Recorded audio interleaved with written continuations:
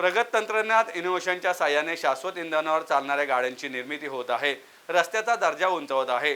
Electrical vehicle मोठ्या प्रमाणात रस्त्यावर येत असून त्यासाठी पूरक पायाभूत सुविधा उभारण्यासाठी प्रयत्न सुरू आहेत। भविष्यात कार्बन मुक्त व अपघात विरहित वाहतूक व्यवस्था उभारण्यावर भर दिला जात आहे, असे मत ऑटोमोटिव्ह रिसर्च असोसिएशन ऑफ इंडियाचे संचालक डॉक्टर रेजी मथाई यांनी व्यक्त केले। Society of automotive engineers India आणि automotive research association of India यांच्या संयुक्त विद्यमाने ऑटोमोटिव्ह क्षेत्रातील भविष्यात येणाऱ्या नवप्रवाहांवर विचारमंथन करण्यासाठी ऑटोमोटिव्ह फ्युचर ट्रेंड्सवर चर्चासत्राचे आयोजन केले होते।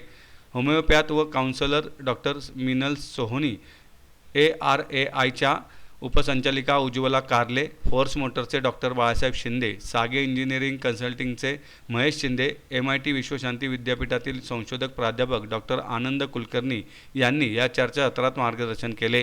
कर्वे रस्त्यावरील हॉटेल प्रेसिडेंटमध्ये झालेल्या चर्चासत्राच्या उद्घाटन प्रसंगी वेक्टर इंजिनिअरिंग सोल्युशनचे संचालक NP वाघ, AISSMS येथील सहयोगी प्राध्यापक डॉक्टर अविनाश वाघमारे, स्पेक्ट्राटेकचे संचालक केशव तामनकर, SAE वेस्टर्न सेक्शनचे सदस्य प्रकाश सरदेसाई व संजय निबंधे, कार्यकारी संचालक रमेश पसरीजा, सहाय्यक संचालक मोहन पाटील, व्यवस्थापक परेश शितोळे, सागर मुरुगकर व ओंकार देशपांडे आदी उपस्थित होते। यावेळी SAE तर्फे घेण्यात आलेल्या स्पर्धेचे पारितोषिक वितरण झाले। डॉक्टर रेजी मथाई म्हणाले, दळणवळण अधिक सक्षम होण्यासाठी व्हिजन झिरो आणि नेट झिरो संकल्पना राबवण्यात येत आहे। वाहतुकीसंबंधी नियमावली करण्यासह चार्जर, बॅटरी यामध्ये इनोव्हेशन सुरू आहे। इलेक्ट्रॉनिक सॉफ्टवेअरचा वापर वाढवून कार्बन मुक्त व अपघातमुक्त वाहतूक कशी बनवता येईल या दृष्टीने विचारविनिमय केला जात असून त्या पद्धतीची धोरणे आपल्याला बनवावी लागतील। त्याचप्रमाणे 2025 मध्ये E20ची अंमलबजावणी होणार आहे। हायड्रोजन इंधन वाढवण्यावर भर दिला जात आहे। जागतिक स्तरावर लागू होईल अशा पद्धतीची नियमावली तयार केली जात असल्याचं त्यांनी सांगितलं।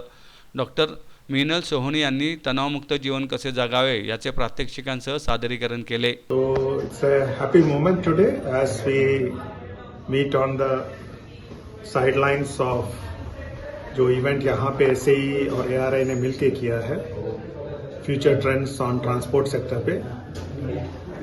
बेसिकली जब हम आगे के बारे में सोचते हैं, as a country we have been looking at reducing the improving the ambient air quality, reducing the fatalities or moving towards net zero in both ambient on the emissions part and on the fatality part। जब हम grow करते हैं as a country economically, जब हम grow कर रहे हैं तो हमारी रिस्पॉन्सिबिलिटीज इसमें काफी बढ़ जाती है।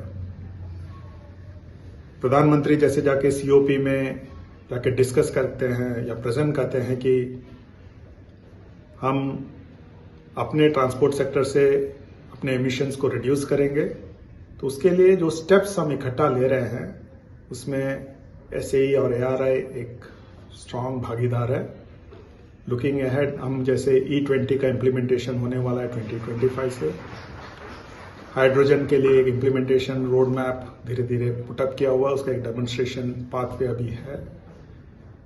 EV के लिए गवर्नमेंट की पॉलिसीज काफी अच्छे आ गए हैं। उसके साथ हमारा साथ का इकोसिस्टम जो डेवलप हो रहा है, जो कंपोनेंट्स और उस लेवल में। और जब हम ग्लोबल ट्रेंड्स की ओर देखते हैं तो हमें अपने जो रेगुलेशंस है उसको उनके साथ अलाइन करना जरूरी है, क्योंकि हम अकेले नहीं हैं इस गोल्स के ऊपर, या जो हमने गोल्स रखे हैं उसके ऊपर। तो जैसे हम अपने रेगुलेशंस को अलाइन करते हैं, we become part of the global movement. तो उसमें चाहे चार्जर का रेगुलेशंस हो कि मल्टीपल चार्जर्स ना आए, सिंगुलर चार्जर्स आए जो इंटरचेंजेबल हो, या हमारे बैटरी के जो स्वैपिंग है जितना हो सके हम उसको स्टैंडर्डाइज कर सकें। और इन सब चीजों में हमारा इनोवेशंस को कहीं रोक ना लगे, तो ये चीजों में हम बहुत ज्यादा ध्यान देते रहे हैं।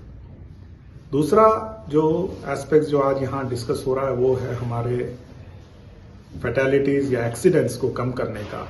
जैसे हम बढ़ रहे हैं, जैसे हमारी रोड्स अच्छे हो रहे हैं, स्पीड्स इंप्रूव हो रहे हैं, व्हीकल के नंबर्स बढ़ रहे हैं, हमें अपने फैटेलिटीज या एक्सीडेंट्स कम करने हैं।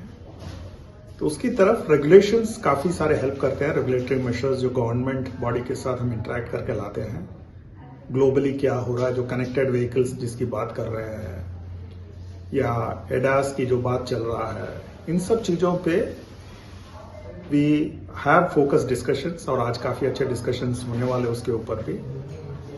तो इसमें सब भी नए चीज़ें, जो नए आयाम जो सामने आ रहे हैं वो है इलेक्ट्रॉनिक्स का यूसेज या सॉफ्टवेयर का यूसेज।